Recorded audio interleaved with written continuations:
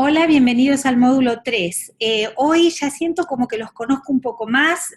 Hoy cuando estoy grabando esto, ustedes están entregando, es el último día para entregar las actividades del módulo 1, y habiendo leído lo que ustedes ponen y sus comentarios y viendo los flujos de trabajo, ya me doy cuenta un poquito más quiénes son ustedes, cuáles son sus intereses, cuál es su background. Entonces esto es importante para mí y estoy muy contenta con lo que veo, con lo que veo de los alumnos. Así que bueno, estamos un poco retrasados, digamos, para cuando ustedes lean esto, ya van a pasar 2 semanas o una semana y media creo, pero bueno, de esta manera yo tengo más elementos como para ver hacia dónde van mis clases. Y hoy vamos a tratar el tema de metadatos, que es fundamental en todo lo que sea curación digital.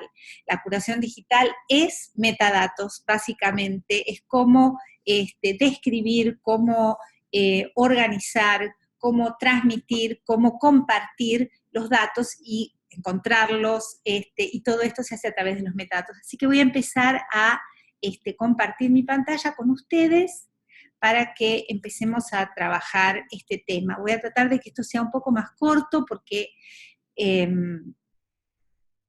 así no se hace tan largo y no lo cortan y no tienen problemas para verlo. Bueno, muy bien, metadatos para gestión, descripción y acceso a colecciones de datos. Ya ustedes, muchos de ustedes, obviamente deben saber qué son los metadatos y qué son los estándares de metadatos. Eh, los estándares de metadatos son creados por la comunidad de bibliotecarios, archiveros, etcétera, y siempre son mantenidos por una entidad con autoridad y con recursos para poder dar las distintas versiones de este estándar, para poder dar a conocer los cambios del estándar, para tener la autoridad para poder introducir cambios, ampliar el estándar o hacer políticas relacionadas con este estándar. No todos los estándares de metadatos sobreviven el paso del tiempo, hay algunos que tienen un corto plazo, algunos son más adaptados que otros, adaptables que otros, y cuando hablamos de curación digital tenemos que ver de utilizar estándares de metadatos que sean de gran adaptación, porque nosotros estamos poniendo un montón de esfuerzo para llenar metadatos, y si estos metadatos no son adaptables por una gran cantidad de comunidad, luego no los vamos a poder intercambiar. Además, estos metadatos, obviamente, para poder ser interoperables, hay que publicarlos con un diccionario, glosario, documentación de ayuda. De este modo, se pueden intercambiar con otras organizaciones, se pueden agregar, se pueden distribuir, y esto hace que sean más robustos los sistemas de curación o los sistemas de repositorio que ustedes van a mantener. Entonces, es muy importante siempre cuando uno determina, elige, selecciona o crea una plataforma para curación de datos, o una plataforma para almacenamiento de datos, cuáles van a ser los estándares de metadatos que van a estar soportados por estas plataformas, cuán interoperables son con otros estándares y cuánta adopción ha tenido este tipo de estándar de metadatos. Cada institución, ustedes saben que los estándares de metadatos pueden ser larguísimos, y cada institución va a determinar cómo usarlos, es decir, nosotros podemos decir, bueno, en mi institución, en mi repositorio usamos Dublin Core, o usamos Data Documentation Initiative, DDI, o usamos Darwin Core,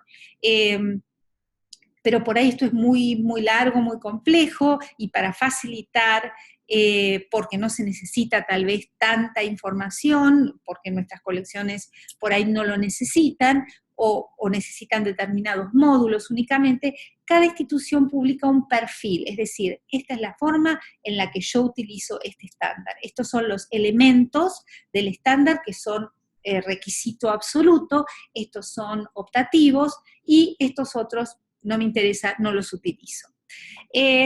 Los estándares de metadatos son obviamente de código abierto, y por lo tanto es que hay un montón de herramientas que se fabrican o se hacen en torno al estándar. Por ejemplo, bueno, la mayoría de los repositorios tienen incorporado el estándar de metadatos descriptivos Dublin Core, porque es muy interoperable, es muy sencillo, obviamente tiene un nivel de descripción muy general, ¿no es cierto? Las máquinas de sacar fotos, por ejemplo, tienen un estándar para imágenes EXIF, que hace que uno después pueda bajar las fotos, si ven que está geolocalizadas, que tiene el nombre del usuario que es dueño de la cámara, que tiene todos los metadatos del formato adecuado, TIFF o JPG, o sea, la fecha en la que la fotografía fue tomada, la ubicación geográfica, en fin, estos son estándares de metadatos que están incorporados a determinadas herramientas. Y cuanto más adaptables y adoptados sean, mejor. En cuanto a la curación de datos, una de las funciones más importantes que tienen los metadatos es poder ayudar a que los datos sean fair. Este fair, ustedes van a ver, quiero que, bueno, obviamente vayan hacia la página, perdón, que me fui de slide, son una cantidad como de objetivos que tenemos que tener en cuenta cuando curamos datos, ¿no es cierto? Que sean interoperables, que sean de fácil descubrimiento, que se puedan preservar, que se puedan describir, que su proveniencia esté registrada, que puedan ser citados, referenciados. Esto, ustedes van a ver los principios FAIR y qué implican estos principios. Y en muchos de estos principios, para que estos principios realmente puedan ser una realidad en todos los programas de curación de datos, los metadatos tienen una importancia fundamental y esto es lo que vamos a ir viendo en este módulo. Uno de estos es la preservación. Las estrategias de preservación requieren de metadatos, porque los metadatos nos pueden identificar o nos pueden registrar las características técnicas de los formatos de archivo, nos pueden dar la indicación sobre derechos y licencias, o sea, si nosotros realmente tenemos la licencia para, por ejemplo, distribuir los datos, para, por ejemplo, migrarlos si es necesario, porque migrarlos, que es una estrategia de preservación, puede implicar que haya alguna pérdida o que haya algún cambio en el objeto digital.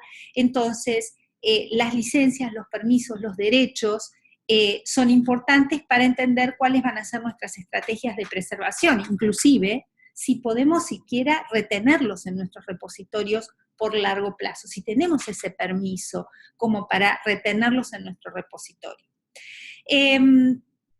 También estos metadatos no solamente hablan del objeto digital cuando se crea, sino también de todas sus transformaciones y registran los eventos que van a ser realizados por un repositorio o por una institución para mover hacia adelante los objetos digitales.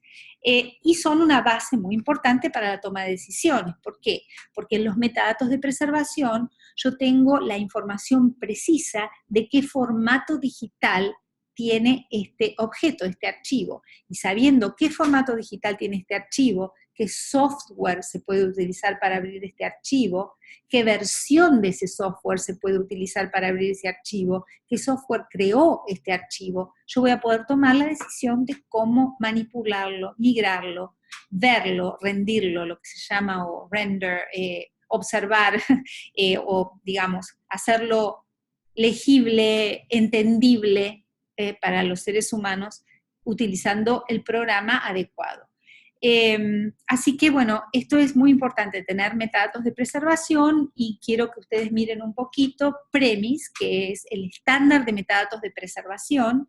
Hay un diccionario de datos en castellano para que ustedes vean qué tipo de documentación hace PREMIS, cómo documenta la entidad intelectual, el objeto, los eventos, los agentes, o sea, las personas involucradas en la preservación, y los derechos, ¿no es cierto?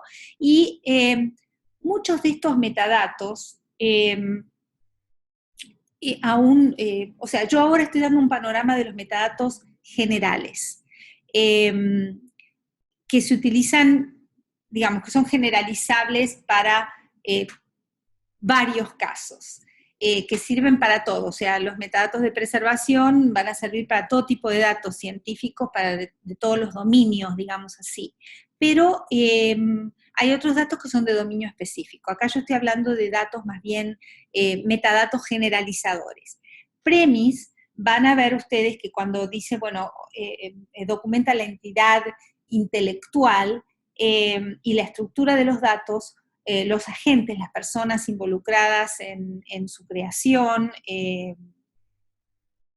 los derechos, hay otros estándares de metadatos que también documentan lo mismo. O sea que hay un poco de overlap, o sea, de, ¿cómo puedo decir?, de repetición. Todos los metadatos, sean de preservación, sean descriptivos, administrativos, van a tener, por ejemplo, siempre un registro del autor del archivo, o del dueño del archivo, de la fecha en que el archivo fue creado. O sea, hay un montón de metadatos que tienen datos superpuestos porque aun cuando son superpuestos, cada uno de estos datos son necesarios a la función específica que tienen estos metadatos. Para describir un objeto yo necesito saber quién fue su creador. Para mantener un objeto y preservarlo dentro de mi repositorio, o para poder cambiarlo y modificarlo, para migrarlo o para transformarlo, porque se necesita, en vez de, o sea, por ejemplo, para distribuirlo, si yo tengo un video en alta voy a necesitar comprimirlo, yo voy a necesitar siempre saber quién es el creador de este objeto. O sea que los metadatos tienen determinados elementos que van a ser similares entre los distintos estándares. Proveniencia, entonces hablamos sobre la preservación, o sea, cuáles son las características de este objeto digital, qué formato de archivo, cuándo fue creado, qué software, qué licencias, etc. La proveniencia es algo también muy importante para la curación digital. La proveniencia está muy ligada, el concepto de proveniencia, como ya lo vimos en el módulo primero, está muy ligado a la curación de datos científicos y de humanidades en relación a los procesos de archivo, en relación a los conceptos de archivo. ¿Por qué? Porque siempre es importante tener la proveniencia. ¿Quién creó este objeto? ¿En qué circunstancias se creó este objeto? ¿Cuál fue la función a través de la cual se generó este objeto? Entonces nosotros pensamos en una tarea de investigación, el proyecto de investigación es el contexto, es la circunstancia dentro de la cual se creó este objeto digital. Por ejemplo, si es un relevamiento, si es una encuesta, si es se llama un interview o un cuestionario, o si es un dato de observación de un fenómeno natural, o si es un dato que proviene de un experimento. O sea, nosotros tenemos que entender cuál es el contexto. Y sobre todo también tenemos que entender cuáles son los procesos de generación de estos objetos. Y aquí va, en relación a los objetos digitales, no solamente cuál es la función que generó este objeto, pongámosle un experimento o una observación de, qué sé yo, la medición de un componente químico en el Río de la Plata, ¿cierto? Entonces hay que entender qué parámetros, qué software, qué hardware o qué sistemas se utilizaron para medir, para hacer esta observación, para hacer esta encuesta, para hacer este interview. O sea, es que poder documentar el contexto tecnológico y científico de este proceso por el cual el objeto digital fue generado. Entonces, para esto se ha creado un estándar de metadatos PROV, que lo que básicamente es muy sencillo, es bien una abstracción, una abstracción que luego se le hacen extensiones para poder describir los distintos contextos, ¿no es cierto? PROV puede tener una extensión para biología, PROV puede tener una extensión para astronomía, donde nosotros vemos cuál es la actividad, ¿no es cierto? Tanto cuál es la actividad que generó este objeto, quiénes son los agentes que intervinieron en este objeto, y lo que es una entidad, o sea, por ejemplo, a ver, yo quiero decir, por ejemplo, digamos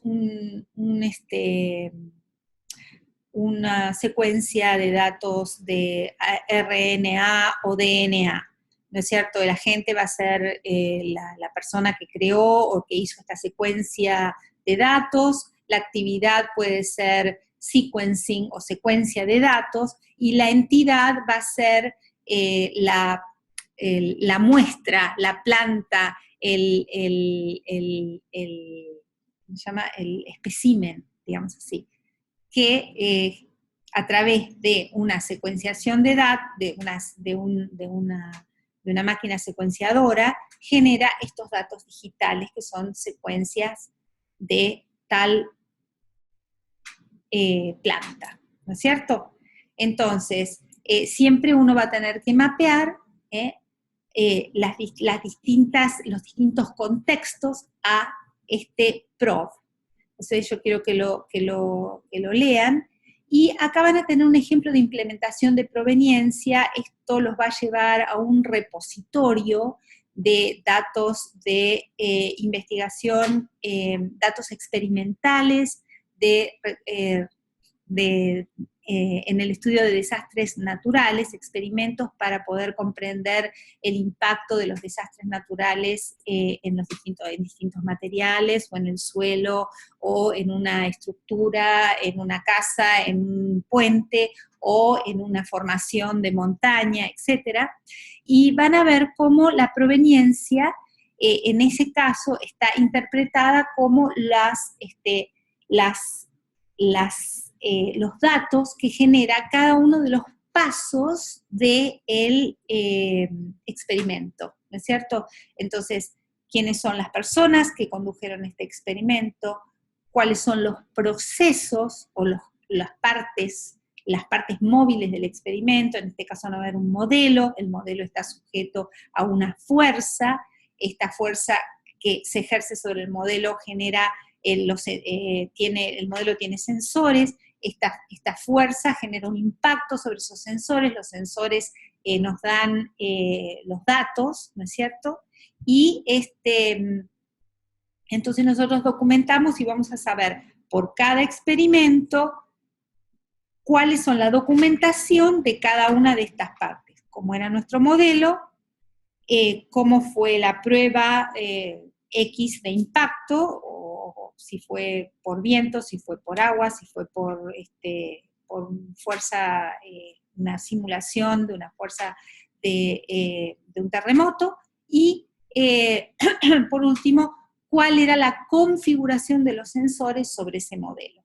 Entonces, así tenemos la proveniencia, quiere decir que para cada proceso o entidad tenemos la documentación y las relaciones entre uno y otro. Así que quiero que miren este ejemplo donde la proveniencia es la relación entre procedimientos, datos y documentación de estos procedimientos. Muy bien, interoperabilidad. ¿Qué quiere decir esto de la interoperabilidad? Un poquito ya lo hablamos antes. Si todas las instituciones utilizan el mismo sistema de metadatos, obviamente esto facilita indexación, agregación, preservación, intercambio, y no tenemos que preocuparnos más de todo esto. Pero ¿qué pasa? Que cuando nosotros queremos representar un programa, un proyecto de investigación, hay miles de dominios diferentes, todos los proyectos de investigación son diferentes, hay un vocabulario, hay una semántica para cada uno de estos dominios, y una especialización, y una lógica, y métodos diferentes de investigación. Entonces, obviamente que un sistema de metadatos no va a ser suficiente para representar todos los distintos, la variedad, la diversidad, ¿no es cierto?, de las investigaciones.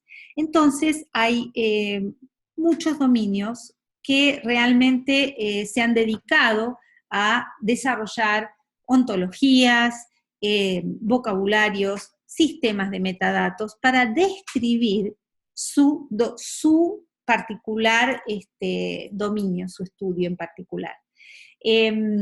No siempre sucede, pero sí hay bastantes, por ejemplo, los paleontólogos están trabajando para hacer paleocore, los arqueólogos tienen sus estándares de metadatos, SIDOC-CRM, que tiene una extensión para museos y otra extensión para arqueología, para estudiar la arqueología, ciencias sociales, el Data Documentation Initiative, bueno, Darwin Core, como alguna de ustedes estaba diciendo, bueno, hay un montón de sistemas para datos geográficos.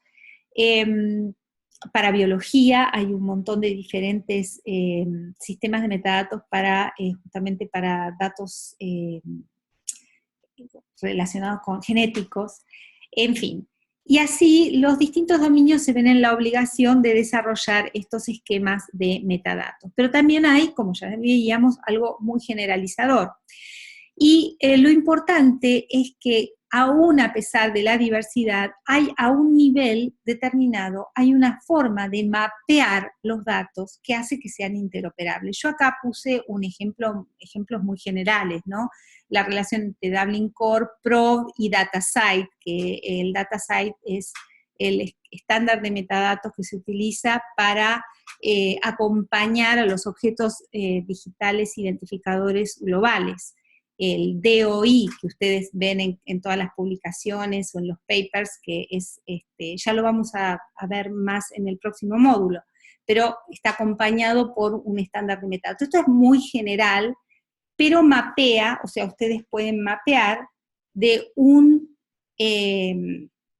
sistema al otro. Y este mapeado hace que, a pesar de las diferentes funciones que puede tener un sistema de metadatos, inclusive de los dominios diferentes a los cuales sirve, van a haber siempre un grupo de metadatos un grupo de elementos que van a mapear de uno al otro, y estos mapeos de uno al otro hacen a la interoperabilidad. Hacen, por ejemplo, a que pueda haber sistemas federados de búsqueda, hace a que uno pueda integrar los datos de un repositorio con otro repositorio, hace que yo pueda integrar datos de biología con datos de geografía. O sea, es a través de esta interoperabilidad. Esto es la interoperabilidad. La integración obviamente está facilitada por el lenguaje en el que se codifican los datos, como XML, JSON. ¿Por qué? Porque son datos que son leídos por máquinas, o sea, están, digamos, los browsers, los software, pueden leer o pueden interpretar estos datos, pueden entender estos datos, no es que los entiendan racionalmente, sino que los pueden interpretar y entender que creador es lo mismo que agente y es lo mismo que creador, digamos así. Están programados para poder hacer que distintos, que entiendan lo que está entre brackets, digamos así, son qué elementos y cómo se pueden mapear, están en algunos sistemas ya está eso, digamos, programado o embebido, y en otros hay que hacerlo, digamos, los programadores lo hacen para poder integrar datos de otros repositorios, hay que hacer estos mapeados. Y hay obviamente herramientas que facilitan la interoperabilidad en la curación digital, van a tener que leer un poco este protocolo OAI-PMH, que está instalado se instala en la mayor parte de los repositorios institucionales que ustedes conocen, como DSpace, como Fedora, como, ePrints, etcétera. Todos tienen que tener su protocolo OAI-PMH, y también los metadatos se pueden dar a través, o sea, se pueden servir o se pueden query, que se pueden rescatar, se pueden recuperar a través de las interfaces de programación, las aplicaciones de programación, las interfaces APIs, Application Programming Interface, que son, por ejemplo, no todos, pero muchos repositorios tienen API que la gente puede hacer una recuperación de datos y tomar los metadatos de estas aplicaciones, desde Facebook, pasando por, no sé, creo que Instagram, tienen Twitter, por ejemplo, que permite que entonces vaya otro sistema, se comuniquen, extraigan los datos, hagan una consulta, digamos así, una consulta y pueden extraer los datos de estos repositorios. Y acá van a tener un ejemplo en el repositorio Open Context, ¿no es cierto? Donde dicen, bueno, ¿usted qué quiere? ¿Sacarme todos los metadatos de acá en JSON? ¿Sacarme todos los metadatos de acá en XML? Haga tal y cual pedido, por decirlo de alguna manera, o requisito, request, y usted puede llevarse entonces estos metadatos. Creo que tienen un límite de cuántos metadatos se pueden extraer por vez, ¿no es cierto? Pero eso quiere decir interoperabilidad, es la capacidad de intercambiar metadatos, aunque sean en distintos estándares. Y esto se da a través de los mapeados, que a veces están incorporados en los software y otras veces hay que, digamos así, programarlos, ¿no es cierto? Otra cosa muy importante es cómo, para poder cumplimentar con estos FAIR, ¿no es cierto?, es cómo descubrimos los datos, cómo encontramos los datos, tanto dentro como fuera del repositorio. Es decir, por un lado, cómo exponemos los datos para que sean descubiertos en la web, y por el otro lado, cómo los encontramos dentro del repositorio institucional. Porque a medida de que se aumenta la cantidad de datos que hay, tanto en la web como adentro de los repositorios, las búsquedas se hacen más complicadas. Si ustedes fíjense cuando buscan en un journal, por ejemplo, en una base de datos de journal, que ya ahora la forma en la que se los dan, ustedes ponen, no sé, un nombre de un autor o ponen un tema, sobre todo, más que un nombre de un autor, y se los dan rankeados, porque es tal la cantidad que una lista sábana no sirve. Hay que utilizar filtros y hay que utilizar también este tipo de búsqueda en contexto. Y acá yo les doy una búsqueda con la palabra Sandstone para que la hagan en este repositorio, para que vean cómo es la búsqueda en contexto, o sea, la búsqueda en contexto que les brinda, no solamente que ustedes digan, voy a buscar tal palabra y ver una lista sábana de todos los proyectos de datos que tienen esto. Esto se hace muy difícil de buscar así, muy difícil de encontrar algo que tenga sentido. Yo quiero saber en qué contexto se encuentra esta palabra, que es lo que yo necesito encontrar dentro de este repositorio. Y más aún todavía cuando hay tanta cantidad de datos y nosotros vamos a hacer una búsqueda en Google o en cualquier buscador. Esto se hace cada vez más difícil porque nosotros estamos compitiendo con empresas, estamos compitiendo con páginas web que tienen muchísima circulación y circulación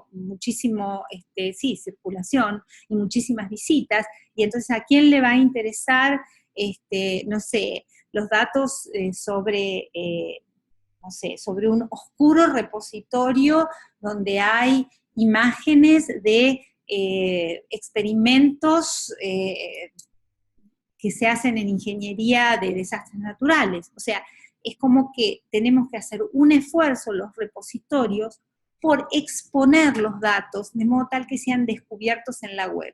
Y hay toda una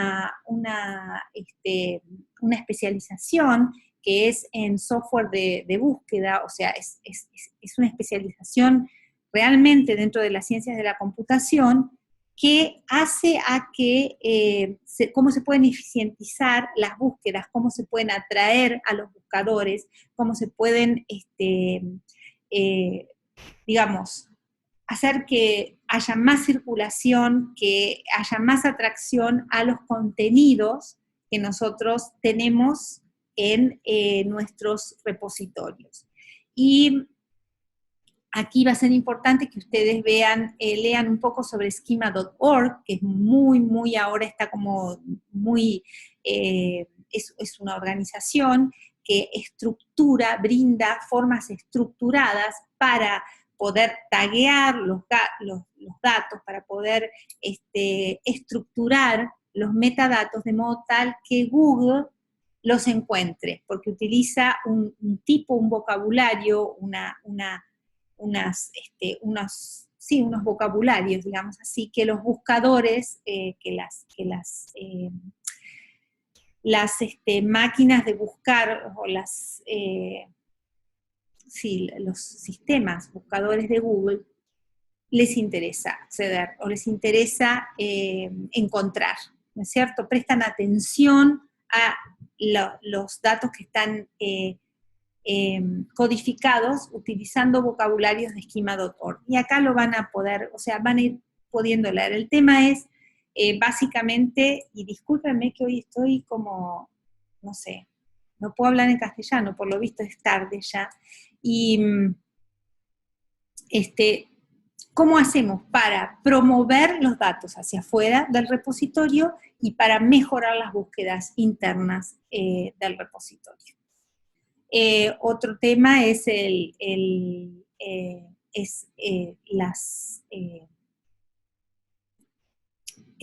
las citaciones, o sea, las citas de los datos que tienen que estar leídas por humanos y por máquinas, o sea, que se acuerdan, bueno, ustedes hablaron mucho sobre las citas, digamos, los científicos que quieren que sus trabajos sean citados y sean encontrados, bueno, estos objetos digitales únicos, globales, tienen alrededor un sistema que registra los metadatos de los datos, de las colecciones de datos científicas, y la forma de dar más exposición, digamos, a estos datos es poniendo en el código HTML de las páginas en las cuales se publican estos datos, lo que se llaman landing pages, es poner estos datos, estas citaciones, también allí para que puedan ser leídas por las máquinas indexadoras, las máquinas buscadoras, ¿no es cierto? O sea, cómo estructurar los metadatos de modo tal que la gente los pueda encontrar en la web y que los pueda encontrar adentro del repositorio. Este es el tema. Otro tema importante en relación a los metadatos, ¿no es cierto? En relación al acceso y a los principios estos FAIR, es la accesibilidad.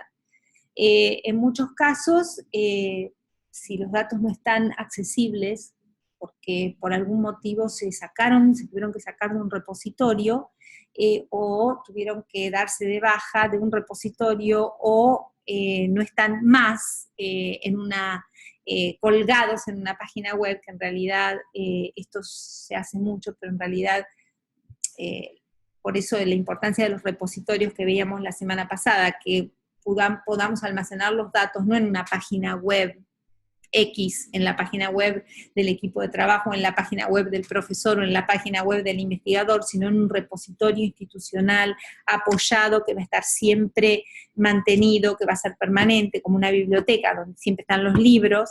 Pero si en algún caso los datos no están más accesibles, por lo menos que estén los metadatos, por lo menos que los metadatos digan, aquí en esta página estaba tales y tales datos, ya no están más, o diríjase a tal lugar, o redirigirlos, ahora se fueron mudados a otro lado. O sea, dar los metadatos, aunque los datos no estén más, eso hacia la accesibilidad. Y bueno, obviamente la reutilización, que es otro de los principios FAIR, ¿no es cierto? Y la reutilización, ustedes hablaron bastante de esto en el primer posting, ¿no? ¿Cómo se mide la reutilización? ¿Qué es la reutilización? ¿Qué se reutiliza realmente? Todas estas preguntas en realidad no están bien contestadas. no se sabe todavía, esto hace falta que se investigue, acá hay mucho tema para investigar, hay mucho tema para todos los que quieren hacer tesis, si ustedes están haciendo tesis, ¿qué significa la reutilización de datos? Todavía no se sabe muy bien. Mayormente cómo se mide hoy por hoy a través de la cantidad de citas obtenidas, o sea, los datos científicos que yo publico en un repositorio como una colección, tienen autor, tienen explicación, tienen un reporte por ahí, tienen una metadatos, yo explico esta colección de datos, se obtuvo de tal manera, los pongo al acceso del público y obtengo una cita bibliográfica donde le da crédito a los autores de los datos, aquellos que se ocuparon de curarlos, de limpiarlos, de publicarlos, los crearon, los recogieron, los juntaron, los digitalizaron, lo que fuere.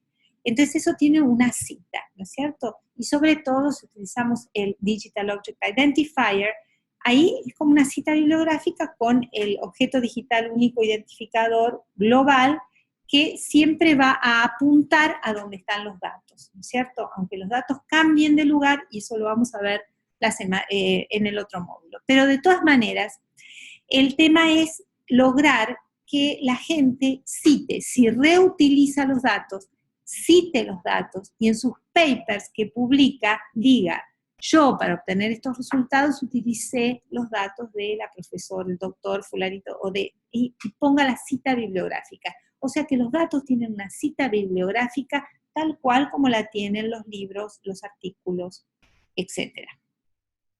Entonces esa es una forma de decir, bueno, estos datos fueron reutilizados. Acá hay 10 papers donde aparece el mismo DOI y la misma cita, igual que cualquier journal. ¿Qué pasa? Que esto significa realmente, ¿qué significa? Que estos datos son muy populares, que estos datos están bien curados, que estos son los mejores datos del mundo. Sí y no. O sea, hay un montón de elementos que hacen a que digamos, esto significa que yo diga, bueno, aquellos datos que en un plazo de no sé cuánto tiempo no tengan una cita, o yo no encuentre una cita bibliográfica que indique que los reutilizó, no sirven para nada, no es tan así, no es tan sencillo, no es tan, no quiere decir que esos datos son una porquería y no sirven más. Pero bueno, la reutilización es a veces, digamos, la gente dice, bueno, pero a ver, ¿me citaron mis datos? Bueno, a veces esos datos no fueron reutilizados. A veces es muy difícil contabilizar las citas de datos porque, por ejemplo, Google Scholar no está mirando las citas de datos, no está mirando, no está interesada todavía en contabilizar, o sea, no está interesado todavía en contabilizar las citas de los datos, o sea, directamente de los datos. Sí va a contabilizar artículos que tengan, digamos, estos datos están citados en tales o cuales artículos, pero no es que va a contabilizar las citas relacionadas a un determinado, a una determinada colección de datos. Eso es lo que quiero decir. Entonces, mucha gente también lo que hace para determinar si estos datos son reutilizados, o aunque sea mirados, o aunque sea, le prestan atención, son la cantidad de visitas, la cantidad de veces que se descargan los datos, en fin. A veces no es lo mismo citar un trabajo que reutilizar los datos, no es lo mismo que realmente, digamos, reutilizar los datos. No es lo mismo, como se dice,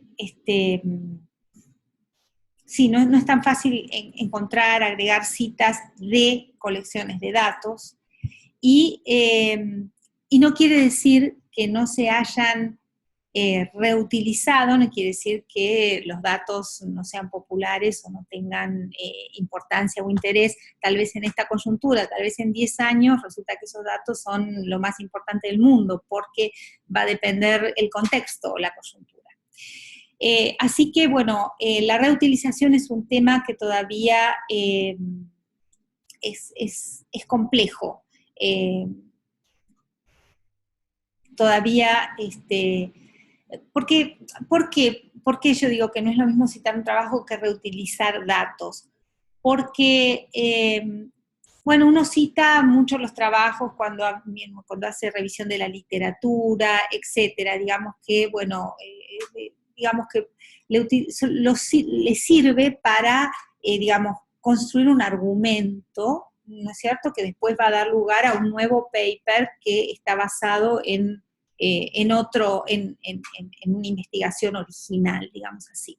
La reutilización de datos quiere decir que lo que se utilizó para crear un nuevo paper o una nueva investigación original son datos de otros, son datos que otro recogió o que se recogieron en otro momento, ¿no es cierto? O tal vez, bueno, yo puedo hacer 20.000 citas sobre mis datos que yo recogí, obviamente, o muchos papers sobre esos datos, pero digamos que si es alguien más el que los reutilizó, entonces no es tan sencillo, porque eso implica que un investigador, digamos, crea una investigación o un proyecto de investigación en base a los datos que otro juntó por X circunstancia. Así que, digamos, que no es que la reutilización sea algo masivo, como puede ser utilizar una bibliografía o ciertos papers. Además hay papers, digamos, que son tan generales que todo el mundo los utiliza en todas las o que son tan seminales, digamos, que en todas las disciplinas hay un autor o hay determinados papers que son seminales. Entonces, bueno, la reutilización, como yo le digo, de los datos, muchas veces, por ejemplo, a mí, sobre todo cuando los investigadores que yo asesoro, digamos, me preguntan, ay, bueno, pero todo este trabajo que hay que hacer de curación digital y de organización y de poner esto en un repositorio, ¿y a mí en qué me beneficia todo esto? Yo hago todo este trabajo y ¿para qué lo hago? ¿Por el bien de la ciencia? Bueno, pues yo estoy perdiendo un montón de tiempo, de plata, de tiempo que yo tendría que estar investigando y estoy acá organizando todo esto. Entonces, ¿quién me está reutilizando? Y a veces es difícil dar ese argumento, a veces es difícil. Por eso es que, volviendo a la diapositiva, digamos, anterior, ¿no es cierto?, que uno también, digamos, como gestor de la información, tiene que promover su repositorio, tanto mediante técnicas web y mejorando las búsquedas, mejorando el descubrimiento de los datos, porque de esta manera va a atraer más gente que pueda llegar a estar interesada en reutilizar los datos. Es decir, cómo nosotros vamos a promover estos datos para que la gente diga, ay, por ahí yo puedo utilizar esto, nos tenga presentes, ¿no es cierto? Es una cosa de marketing, y todo esto se hace a través de metadatos bien estructurados, metadatos que tienen distintas funciones, metadatos que tienen distintos aspectos y que se utilizan de distinta manera, para una búsqueda interna, para una búsqueda externa, para intercambio, para que vengan los software, para que vengan los buscadores y se sientan, digamos, y los atraigamos, para que tengamos más rating, para que tengamos más ranking. O sea, es una especie de, digamos, los metadatos se pueden utilizar de muchas maneras distintas.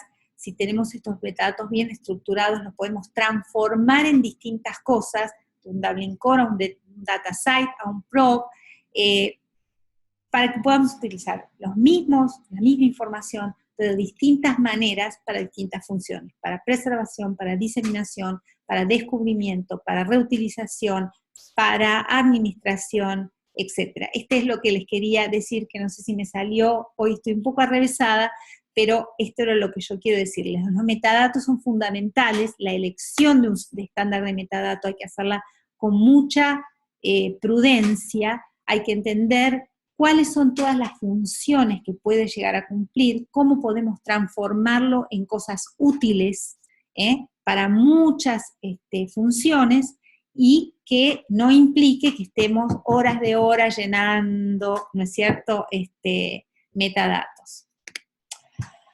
Entonces, ¿cuáles son los desafíos terribles? Bueno, representar el proyecto de investigación, porque ya dijimos que podemos tener metadatos muy generales que nos dicen quién es el autor, el título, el abstract, pero esto por ahí para metadatos científicos, donde hay que describir el proyecto, por qué se generaron estos metadatos. Piensen cómo ustedes me hicieron este primer módulo, este flujo de trabajo, y algunos de ustedes me escribieron como unas tesis primero sobre cuál es el criterio y la investigación, que ustedes sintieron que para que yo pudiera entender este flujo de trabajo, yo tenía que tener todos estos antecedentes.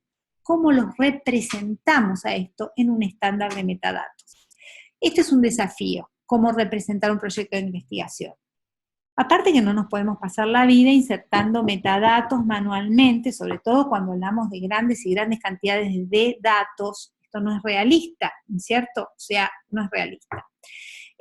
Los metadatos de dominio específico. Nosotros, como gestores generalizados, cuando uno describe un libro, uno piensa en un bibliotecario que describe un libro, bueno, título, digamos, que no es que estamos haciendo un análisis extraordinario sobre ese libro, sino que un análisis temático un poco general, ¿no es cierto? Subject headings, etc. Piensen que un archivo es diferente cuando se describe un archivo. Ahí sí implica para poder representar al autor del archivo, al creador del archivo, hablar del contexto del archivo, para poder dar esa información que el investigador necesita, ahí se requiere mucho más. Imagínense en datos científicos, ¿cómo hago yo, que soy una bibliotecaria archivera, para entender un experimento o una simulación de astronomía? Imposible. Entonces se necesita la intervención del científico. ¿Y quiere el científico, tiene ganas de ponerse a llenar metadatos? Entonces, estos son los desafíos. Aparte que hay muchos dominios que no han desarrollado un esquema de metadatos especializados, y sin embargo nosotros tenemos que darles alguna solución para que puedan representar en los repositorios su investigación del mejor modo posible. A veces, si nosotros tenemos solamente un Dublin Core, les vamos a tener que decir, ojo, usted no puede publicar estos datos sin una explicación escrita, un reporte, un informe, algo, porque si poner solamente título, abstract, y después una chorrera de archivos digitales, no nos va a explicar la lógica, el objetivo de estos datos, para que otros lo puedan reutilizar. Entonces, para esto, y esta es la parte que quiero ir, existen los modelos de datos, y esto es lo que quiero que ustedes hagan, un modelo de datos. Es decir, olvídense de que puede haber un esquema de metadatos que represente el dominio que ustedes están trabajando. Muchos de ustedes están trabajando en ciencias sociales y hay un esquema de metadatos BBI que es muy bueno. Pero olvidémonos de eso, pensemos cómo ustedes podrían representar un proyecto de investigación, cómo crear un modelo de datos. Y todo esto está relacionado con lo que vienen haciendo. Es una abstracción de los componentes de una investigación, donde están los pasos, los métodos, las herramientas, el equipo de trabajo, las relaciones entre los procesos, la documentación y los datos. Involucre estándares de archivo y bibliotecas digitales. Nosotros creemos que nuestro modelo de datos, aunque sea para astronomía, aunque sea para biología, para zoología, para agronomía, tenga esta interoperabilidad entre diferentes esquemas de metadatos generalizados, o sea, que también lo podamos mapear a Dublin Core, que lo podamos mapear a PROF, que lo podamos mapear a DataCite, para que podamos intercambiarlos con otros archivos. ¿Y cómo implementamos este modelo de datos en una plataforma? Se implementa como flujos de curación y publicación. Y lo que implica son formas de organizar y describir estos datos, o sea, metadatos. Un modelo de datos es como un poco diseñar un esquema de metadatos, nada más que no estamos haciéndolo a tal nivel, digamos, en donde todos nos ponemos de acuerdo y estamos, desarrollamos estándares y vocabularios, sino que A ver, ¿cómo empezamos a crear un modelo de datos? Este es el ejercicio que yo quiero. Entonces, fíjense en esta diapositiva, acá hay un modelo de datos para simulación. Y empezamos donde empezaron ustedes. Primero, el investigador viendo cuáles son los flujos de trabajo. Acá se crean los datos, acá hago esto, acá hago lo otro, acá hago lo otro, de acá salen estos datos derivados, de acá los datos los analizo con tal y cual cosa, etcétera, etcétera. Una vez que yo tengo estos modelos, que ustedes los hicieron en el módulo 1, ¿no es cierto? Yo voy a abstraer cuáles son los procesos y los pasos más significativos de esta investigación. ¿Cuáles son los pasos fundamentales y cómo se conectan entre sí? O sea, yo tengo mi flujo de trabajo y yo del flujo de trabajo tengo que ser capaz de abstraer, ¿no es cierto?, las entidades más importantes que agrupan información y que agrupan documentación y datos y que agrupan un proceso fundamental dentro de X sistema. Entonces, por ejemplo, acá yo hago, en una simulación, yo tengo obviamente mi proyecto, que es los círculos que son en color púrpura, son los componentes fundamentales de una simulación, los pasos principales y componentes fundamentales de una simulación. Piensen un poco en lo que vieron en Pro. Y después los otros son los descriptores generales, o sea, los otros, digamos, son los amarillos, son los descriptores generales de estos procesos. Y después, los rosaditos son descriptores necesarios de algún descriptor general. Entonces, ya les quiero decir, por ejemplo, en una simulación hay obviamente un proyecto es el Dublin Core, digamos, cómo se llama, el título de la simulación, quiénes son los autores, qué fecha, quién lo va a editar, quién es la institución donde se hace la simulación o el laboratorio, en fin, hay una cantidad de datos que hablan de los agentes, quiénes son las personas, las instituciones, la fecha, dónde se hace esta simulación. Luego nosotros tenemos, en toda simulación hay un modelo, que es lo que se va a simular, hay un modelo, y hay que describirlo a este modelo. En este caso es un modelo de, ¿cómo se llama? No miren, o sea, tanto esto, pero puede ser un modelo estructural, por ejemplo, puede ser un modelo natural, puede ser un huracán, puede ser un edificio, puede ser una montaña, puede ser, o sea, yo voy a tener un modelo, ¿no es cierto?, que lo voy a someter a una fuerza y a través de un software voy a simular, por ejemplo, no sé, lo más fácil, los simuladores de vuelo, o un simulador de temperatura y humedad, que predice o que puede llegar a predecir una tormenta, o cómo la tormenta se va a ir moviendo a través de un espacio, en fin. Entonces yo voy a tener un modelo. Luego, yo a ese modelo, ¿no es cierto?, le voy a agregar una fuerza, o le voy a agregar, ¿qué es esto? El input load, o sea, ¿qué le agrego? ¿Qué fuerza le estoy agregando a ese modelo? ¿Qué es lo que le estoy? Fuerza de viento, fuerza de lluvia, fuerza de bla, bla, bla. Si pensamos en un modelo de un avión, ¿qué le estoy poniendo? Tornado, calor, en fin. Y luego hago las simulaciones, ¿no es cierto? Voy cambiando los parámetros y se corren las simulaciones. Y las simulaciones me van a dar datos como resultado, ¿no es cierto?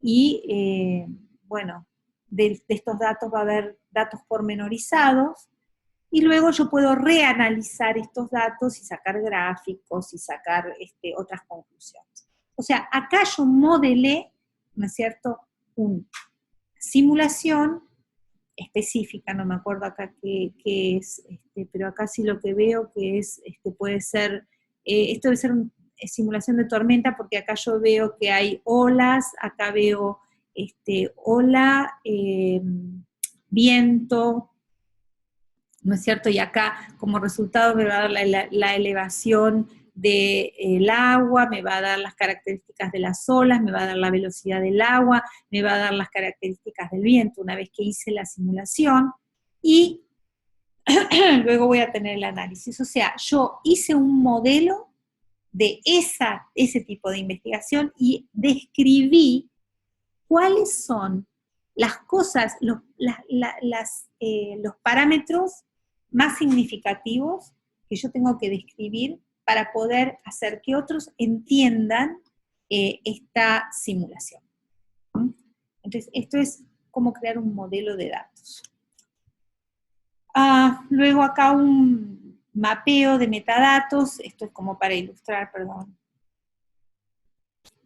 Como ustedes verán, acá tengo distintos, les puse un poquito más del mapeo de metadatos. Acá tengo un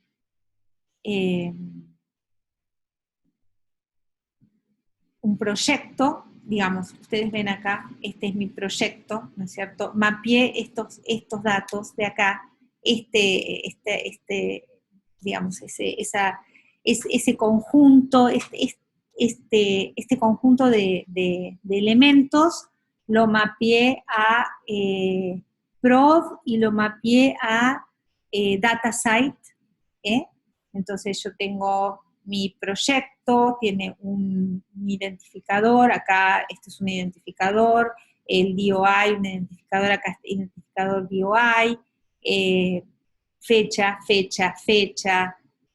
acá está el equipo, acá tengo el equipo, se puede mapear a creador, a gente en Prov, perdón, y a creador en DataSite, tipo de proyecto, y acá en DataSite yo lo mapeo a, se llama subject o keyword o palabra clave o eso. En fin, derechos, acá es todo lo mismo, proyecto asociado, acá hay es un tipo de relación, y acá otro tipo de relación, donde se pone un identificador, en fin. Este es mi modelo de datos, el modelo de datos que yo creé, y acá lo mapeé a Dublin Core, acá lo mapeé a Prov, y acá lo mapeé a DataSite. Yo veo que esta diapositiva, voy a agregarle acá el esquema de metadatos que mapeé, porque ustedes no se van a dar cuenta. Voy a corregir esto antes de subirlo. Y luego, otra cosa importante son los metadatos mínimos, que ya habíamos hablado. ¿Es esto suficiente para poder describir siempre ustedes se tienen que preguntar, tanto cuando elaboren o como analicen un esquema de metadatos, ¿es esto suficiente realmente como para describir este fenómeno, este proyecto de investigación, etcétera? Y acá tienen un ejemplo de metadatos mínimos para ingeniería en desastres naturales, y yo tengo, esto es suficiente, es una presentación de la Universidad de Oxford, donde ponen qué tipos de metadatos ellos consideran mínimos como para describir una colección de datos, y acá ellos dicen qué es lo suficiente, y nosotros en este caso, en el metadatos mínimos para ingeniería de desastres naturales, pusimos, bueno, sí, la información para descubrimiento, información contextual, información de proveniencia, y utilizamos estos metadatos para validar la publicación. Es decir, si los metadatos no están, vieron como hablamos de los metadatos requeridos, si los metadatos no están, entonces usted no puede publicar esto, para asegurar la calidad de la publicación en este repositorio en particular. Es como que eso es lo que hay que pensar, o sea, ¿cuáles son los metadatos mínimos que me van a dar una publicación aceptable, van a hacer que este proyecto sea entendible y qué no puede faltar. Y va a ser diferente en un proyecto o en otro, o en un tipo de investigación o en otra, o si es un tipo de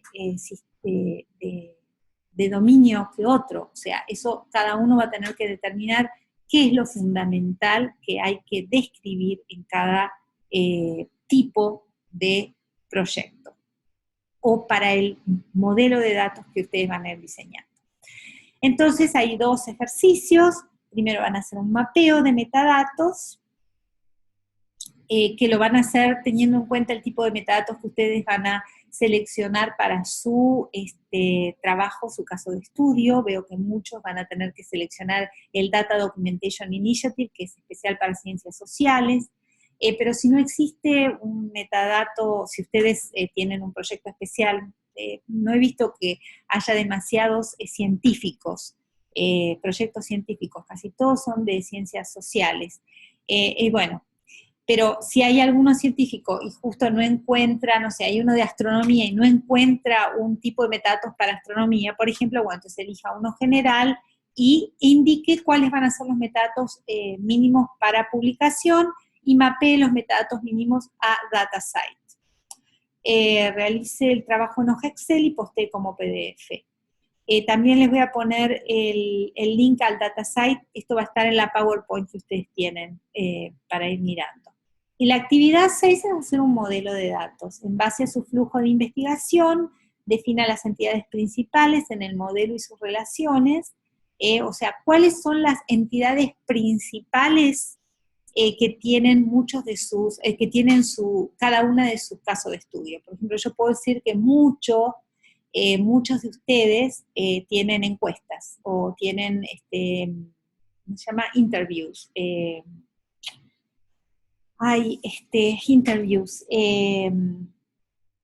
Entrevistas. Entonces, digamos que la entrevista en sí puede ser una entidad. Y al ser la entrevista en sí una entidad, ¿cuáles son las características que hay que capturar de esa entrevista? Por ejemplo, ¿quién es el entrevistado? Digamos.